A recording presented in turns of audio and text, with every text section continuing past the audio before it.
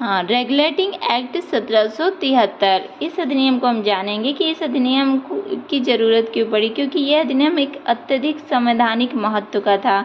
भारत में east India company के कार्यों को नियमित और नियंत्रित करने की दिशा में भारत सरकार द्वारा उठाया गया ये पहला कदम था। इसके द्वारा पहली बार कंपनी के प्रशासनिक और राजनीतिक कार्यों को भी अलग किया गया था और उनके कार्यों को मान्यता भी मिली थी। और इसी रेगुलेटिंग एक्ट 1773 के तहत ही भारत में केंद्रीय प्रशासन की नींव भी रखी गई थी।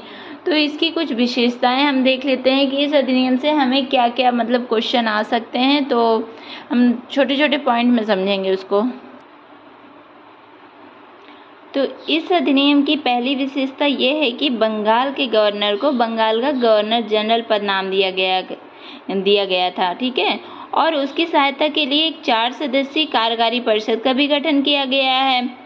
और ये जो बंगाल के पहले गवर्नर जनरल थे वो कौन थे आपको पता है? ये थे लॉर्ड वॉरेन हेस्टिंग थे।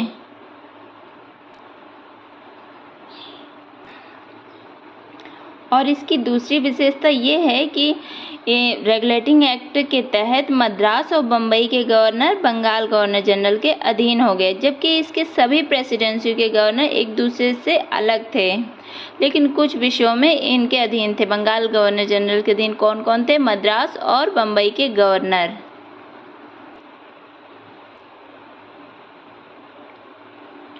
रेगुलेटिंग एक्ट 1773 के तहत कलकत्ता में 1774 में उच्चतम न्यायालय यानी सुप्रीम कोर्ट की स्थापना की गई, जिसमें एक मुख्य न्यायाधीश और 3 अन्य न्यायाधीश कार्य करते थे।